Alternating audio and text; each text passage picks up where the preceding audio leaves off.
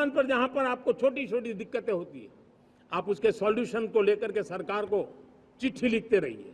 सरकार को बताइए कि बिना कारण की कठिनाइयां है, उसको दूर करने से कोई नुकसान नहीं है। मैं पक्का मानता हूं आज सरकारें संवेदनशील है। हर सरकार, स्थानीय स्वराज्य की संस्था होगी या राज्य सरकार होगी या केंद्र सरकार होगी, उसको तवज्जो देगी। गवर्नेंस में रिफॉर्म्स, ये हमें विकसित भारत 2047 के सपने के लिए हमने उसको जोर लगा करके आगे बढ़ाना होगा, ताकि सामान्य मानवीय के जीवन में अवकाश ही अवकाश पैदा हो, रुकावटें खत्म ही खत्म होती चली जाए। नागरिकों का डिग्निटी ऑफ सिटीजन, नागरिकों के जीवन में सम्मान मिले। डिलीवरी के संबंध में कभी किसी को ये कहने की नौबत ना आया कि ये तो मेरा हक था कि मुझे मिला नहीं, उसको खोजना न पड़े। सरकार के गवर्नेंस में डिलीवरी सिस्टम को और मजबूती चाहिए।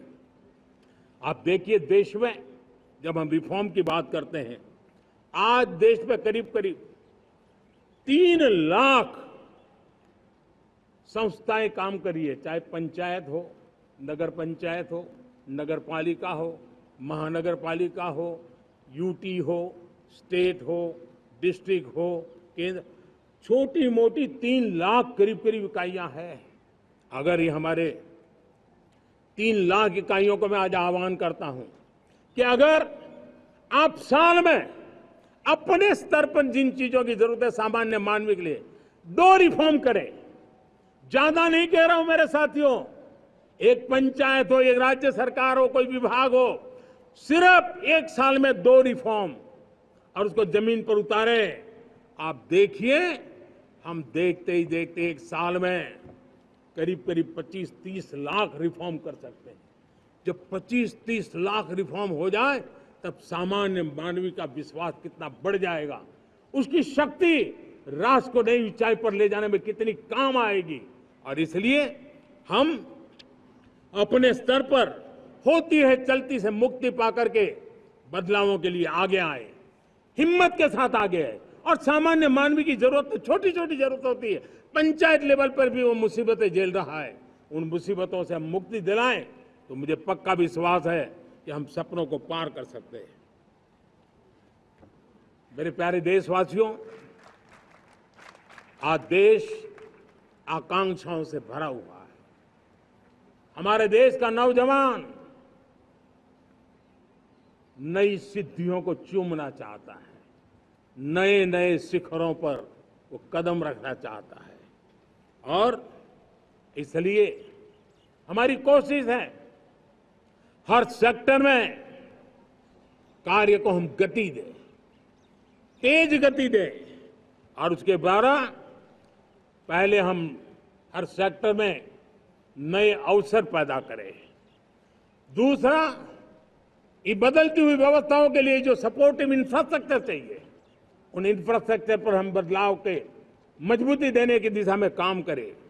और तीसरी बात है, नागरिकों की मूलभूत सुविधाओं के विषय में हम प्राथमिकता दें, उसको बल दें। इन तीनों भारत में एक एस्पिरेशनल सोसाइटी का निर्माण किया है, और उसके परिणाम स्वरूप आज समाज खुद एक विश्वास से भरा हुआ है। हमारे देशवासियों की आकांक्षा है, उनके एस्पिरेशंस, हमारे नौजवानों की ऊर्जा हमारे देश के सामर्थ्य के साथ जोड़ करके हम आगे बढ़ने की एक ललक लेकर के चल रहे हैं। मुझे विश्वास है रोजगार और स्वरोजगार नए रिकॉर्ड के अवसर पर हम काम किया है। प्रति व्यक्ति आज आय दोगुनी करने में हम सफल हुए हैं। ग्लोबल ग्रोथ में भारत का योगदान बड़ा है।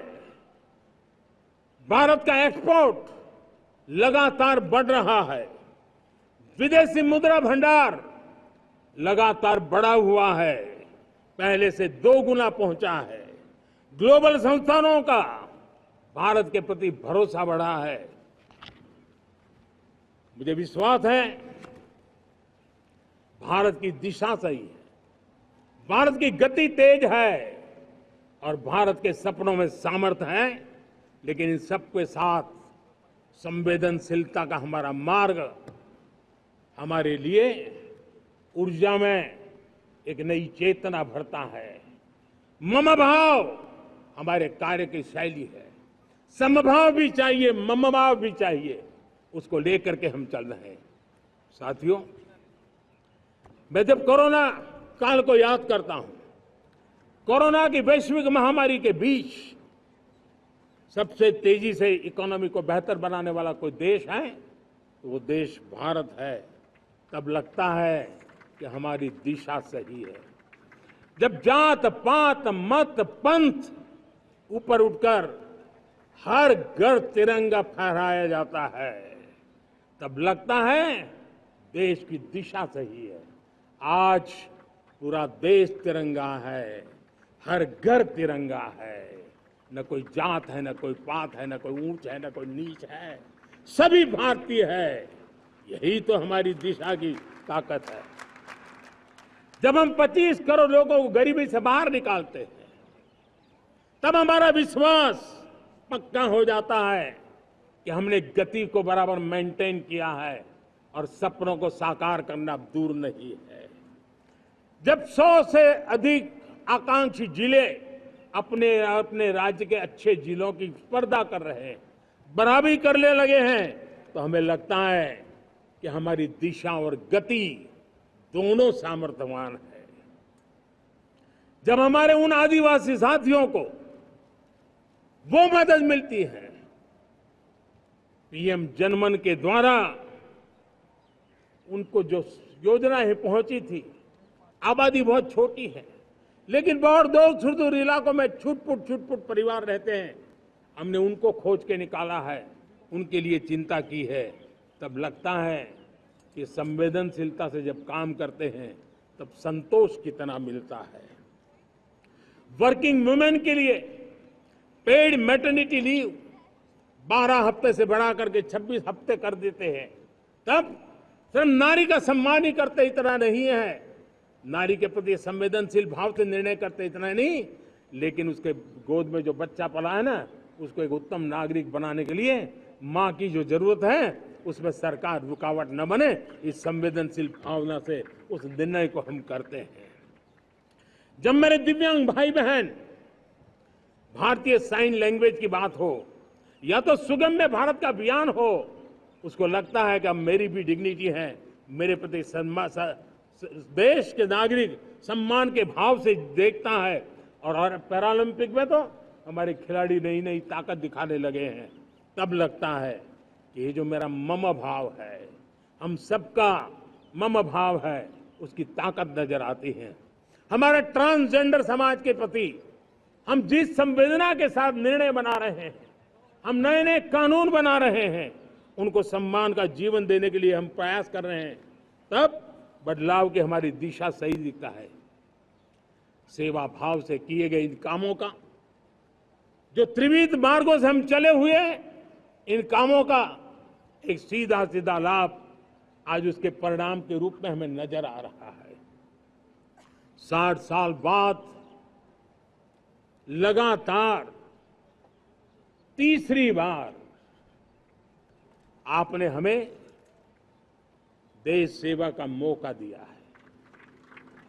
मेरे 140 करोड़ देशवासी, आपने जो आशीर्वाद दिए हैं, उस आशीर्वाद में मेरे लिए एक ही संदेश है, जन जन की सेवा, हर परिवार की सेवा, हर क्षेत्र की सेवा और सेवा भाव से समाज की शक्ति को साथ लेकर के विकास की नई ऊंचाइयों पर पहुंचना, 2047 विकसित भारत के सपने को लेकर के चलना, उसी एक संदेश को लेकर मैं आज लाल किले की प्राचीर से हमें आशीर्वाद देने के लिए मैं कोटि कोटि देशवासियों का सर झुका करके आभार व्यक्त करता हूं। मैं उनके प्रति नतमस्तक होता हूं और मैं उनको विश्वास दिलाता हूं कि हमें नई ऊंचाइयों को नए जोश के साथ आगे बढ़ना है। हमें सिर्फ जो हो गया है वो संतोष मान करके बैठने वाले हम लोग नहीं है, वो हमारे संस्कार में नहीं है। हम कुछ और करने के लिए, कुछ और आगे बढ़ने के लिए और कुछ और नई ऊंचाइयों को पार करने के लिए हम आगे बढ़ना चाहते हैं। विकास को, समृद्धि को, सपनों को साकार करने को, संकल्प को लिए जीवन खपाने को हम अपना स्वभाव बनाना चाहते हैं, देशवासियों का स्वभाव बनाना चाहते हैं। मेरे प्यारे देशवासियों, आज नई शिक्षा नीति बहुतेक मात्रा में कई राज्यों ने उसको अच्छे इनिशिएटिव लिए हैं और उसके कारण आज एक 21वीं सदी के अनुरूप हमारी शिक्षा व्यवस्था को जो हम बल देना चाहते हैं और विकसित भारत के सपने के लिए जिस प्रकार से मानव समूह तैयार करना चाहते हैं, नई शिक्षा नीति बहुत बड़ी भूमिका अदा है। मैं नहीं चाहता हूं कि मेरे देश के नौजवानों को अब विदेशों में पढ़ने के लिए मजबूर होना पड़े। मध्यम वर्गीय परिवार के लाखों करोड़ों रुपया